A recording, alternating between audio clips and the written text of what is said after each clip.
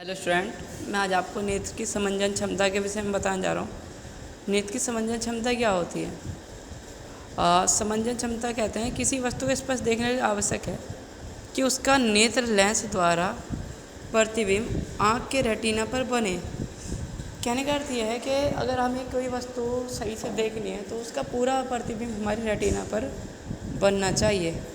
ठीक है, अगर वो रेटिना पर नहीं बन रहा है तो हमारी आँखों पर या तो वो वस्तु में स्पष्ट नहीं दिखाई देगी। जैसे इस प्रकार अत्यधिक दूरी पर स्थित वस्तु को देखने का हमारी आँख की पेशियों पर किसी प्रकार का तनाव नहीं पड़ता तथा हमारी आँख सामान्य स्थिति में रहती है।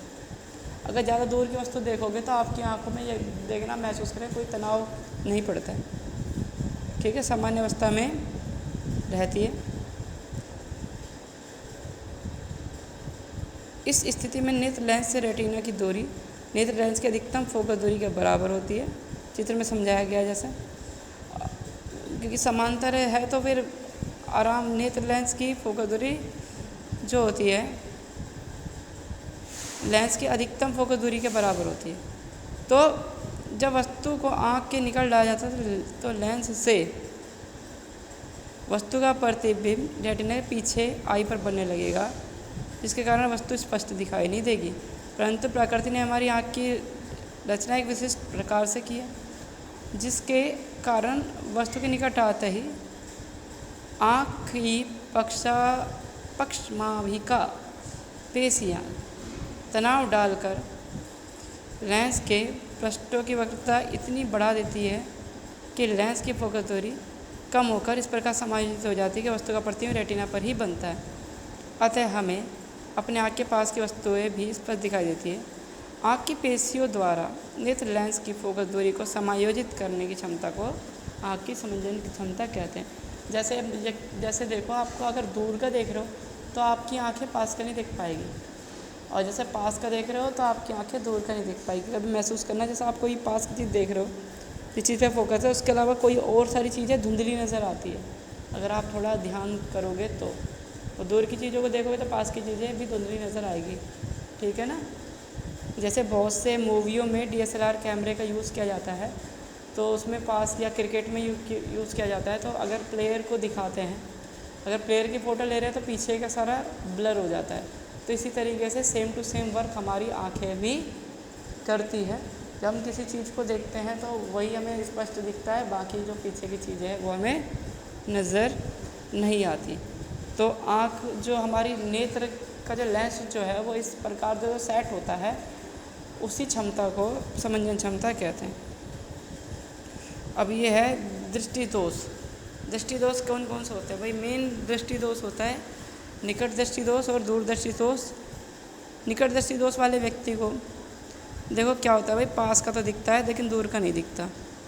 ठीक है, और इसके निवारण के लिए कौन सा लेंस प्रयोग किया जाता है? इसके निवारण के लिए अवतल लेंस का प्रयोग किया जाता है।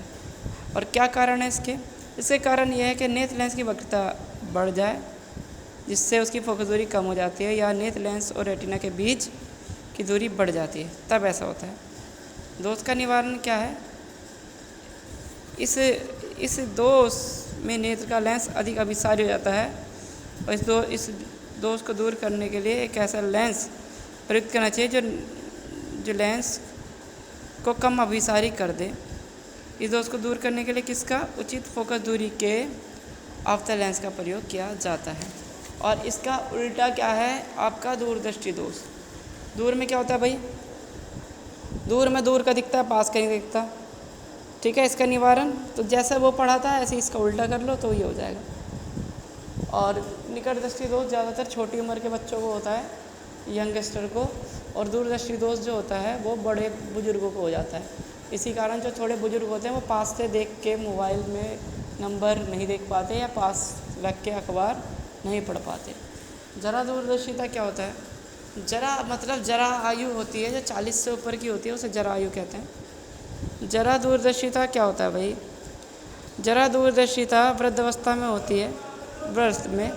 तो इसमें सिलियरी पेशी की लचक कम हो जाने के कारण ना तो उसको पास का दिखता है ना ही दूर का दिखता है। तो इसीलिए आपने देखा होगा बुजुर्गों के जो चश्मा होते हैं उसमें 2 तरीके के लेंस होते हैं, एक पास वाला एक दूर वाला। ठीक है, वो ज़रा दूरदर्शिता के दोष का निवारण करते हैं। अब क्या, दृष्टि वैषम्य या अबिंदुता, इस दोष से पीड़ित आँख से किसी दूरी पर रखी वस्तु या तो क्षैतिज दिशा या ऊर्ध्व दिशा में धुंधली दिखाई देती है। कहने का अर्थ है आँखों के बिल्कुल सीधे सामने और ऊपर को देखेगा तो बिल्कुल सामने उसे वस्तु धुंधली नज़र आएगी। तो इसकी क्या होता है, कॉर्निया जब गोल नहीं होती तो ये होता है। तो इसके लिए कौन सा लेंस प्रयोग किया जाता है, इसमें बेलनाकार लेंस का प्रयोग किया जाता है। अब क्या है, वर्णांधता दृष्टि दोष। वर्णांधता मतलब कलर ब्लाइंडनेस। कलर ब्लाइंडनेस उसे कहते हैं जिसमें कलर, कुछ ही कलर को वो व्यक्ति पहचान कर पाता है, कुछ का पहचान नहीं कर पाता। और कलर ब्लाइंडनेस एक आनुवंशिक दोष है तथा इसका कोई भी निवारण नहीं हो सकता। मतलब उसे स्पष्ट तो नज़र आती है लेकिन वो कलर की पहचान उसकी आंखें नहीं कर पाती। इस तरीके से आपका ये आज पूरा लेसन कंप्लीट हो गया है। आप इसके आंखें उदाहरण करने की कोशिश करेंगे निकट दृष्टि दोष और दूरदृष्टि दोष के। फिर मैं नेक्स्ट वीडियो में आपको इसके न्यूमेरिकल करा के समझाऊंगा। और थोड़ा अभी चैप्टर है, प्रिज्म है, और भी है एक आध चैप्टर, एक आध टॉपिक, उसे भी मैं करा दूंगा। प्रिज्म के बारे में आराम से पढ़ेंगे। एक दो टॉपिक वो कल क्लियर हो जाएगी आपकी, जब वीडियो में बनाकर मैं आपको सेंड कर दूँगा। अपना वर्क जल्द से जल्द कंप्लीट कर लें। Thank you.